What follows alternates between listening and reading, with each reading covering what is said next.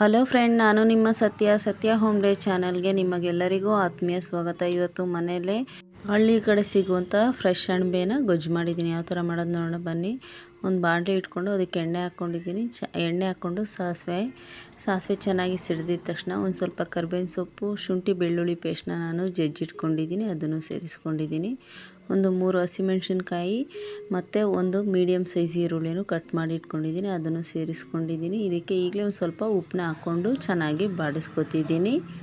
ಆಮೇಲೆ ಒಂದು ಟೊಮೊಟೊನು ಕಟ್ ಮಾಡಿ ಇಟ್ಕೊಂಡಿದ್ದೀನಿ, ಅದನ್ನು ಇದಕ್ಕೆ ಸೇರಿಸ್ಕೊಂಡು ಚೆನ್ನಾಗಿ ಮಿಕ್ಸ್ ಮಾಡ್ಕೊತಿದ್ದೀನಿ. ಆಮೇಲೆ ಒಂದು ಸ್ವಲ್ಪ ಕಸ್ತೂರಿ ಮೇಥಿಯನ್ನು ಸೇರಿಸ್ಕೊಂಡಿದ್ದೀನಿ. ಒಂದು ಪಿಂಚ್ ಆಗುವಷ್ಟು ನಾನು ಚಕ್ಕೆಯನ್ನು ಸೇರಿಸ್ಕೊಂಡು ಚೆನ್ನಾಗಿ ಮಿಕ್ಸ್ ಮಾಡ್ಕೊತಿದ್ದೀನಿ.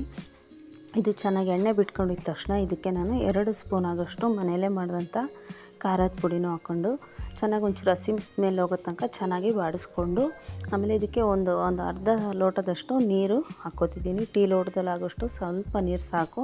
ಹಸಿ ಸ್ಮೆಲ್ ಹೋಗಿದ ತಕ್ಷಣ ನಾನು ಅಣಬೆ ಎಲ್ಲ ಕ್ಲೀನ್ ಮಾಡಿ ಇಟ್ಟಿದ್ನಲ್ಲ, ಅದನ್ನು ಇದಕ್ಕೆ ಸೇರಿಸ್ಕೊತಿದ್ದೀನಿ. ಸೇರಿಸ್ಕೊಂಡು ಚೆನ್ನಾಗಿ ಇದನ್ನು ಮಿಕ್ಸ್ ಮಾಡ್ಕೊತಿದ್ದೀನಿ. ಇದನ್ನು ಚೆನ್ನಾಗಿ ಎಲ್ಲ ಕಡೆಯೂ ಮಸಾಲೆ ಹೊಂದ್ಕೊಳ್ಳೋ ಥರ ಮಿಕ್ಸ್ ಮಾಡ್ಕೊತಿದ್ದೀನಿ. ಇದನ್ನು ನಮ್ಮ ಹಳ್ಳಿ ಕಡೆ ಸೈಡಲ್ಲಂತೂ ಈ ಮಳೆ ಬಂದರೆ ಈ ಅಣಬೆಗಳು, ಬೇರಣ್ಬೆ, ಈ ಅಣಬೆಗಳೆಲ್ಲ ಸಿಗೋದಂತೂ ತುಂಬಾ ಜಾಸ್ತಿ ಸಿಗುತ್ತೆ. ಹಂಗಾಗಿ ಈ ಮಳೆ ಮುಗಿಯೋ ತನಕ ನಮ್ಮ ಕಡೆ ಅಣಬೆ ಜಾಸ್ತಿ ಇರುತ್ತೆ. ಈಗ ಇದನ್ನು ಚೆನ್ನಾಗಿ ಮುಚ್ಚಿ ಬೇಯೋಕ್ಕೆ ಬಿಟ್ಟಿದ್ದೀನಿ. ನೋಡಿ, ಇದಕ್ಕೆ ನಾನು ನೀರೇ ಜಾಸ್ತಿ ಹಾಕಿಲ್ಲ, ಆದರೂ ಇದು ಚೆನ್ನಾಗಿ ನೀರು ಬಿಟ್ಕೊಂಡಿದೆ. ಮತ್ತು ಚೆನ್ನಾಗಿ ಮಿಕ್ಸ್ ಮಾಡ್ಕೊಂಡು ಇದನ್ನು ಮುಚ್ಚಿ ಬೇಯೋದಕ್ಕೆ ಬಿಟ್ಟಿದ್ದೀನಿ. ಇದನ್ನು ಹಾಗಾಗಿ ಒಂದೊಂದು ಸರಿ ನೀವು ಕೈ ಆಡಿಸ್ತಾ ಇರಿ, ಯಾಕಂದರೆ ಅಣಬೆ ಬೇಗನೆ ತಳ ಇಟ್ಕೊಳ್ಳುತ್ತೆ. ಹಾಗಾಗಿ ಈಗ ಅಣಬೆ ಎಲ್ಲ ಒಂದು ಸ್ವಲ್ಪ ಬಾಡ್ಕೊಂಡಿದ್ದೆಲ್ಲ, ಈಗ ಉಪ್ಪನ್ನ ಎಷ್ಟು ನೋಡಿಕೊಂಡು ಸಾಂಬಾರಿಗೆ ಬೇಕು ಅಂತ ಹಾಕ್ಕೊಂಡು ಮಿಕ್ಸ್ ಮಾಡ್ಕೊಂಡು ಮತ್ತೆ ಮುಚ್ಚಿ ಬೇಯೋದಕ್ಕೆ ಬಿಟ್ಟಿದ್ದೀನಿ.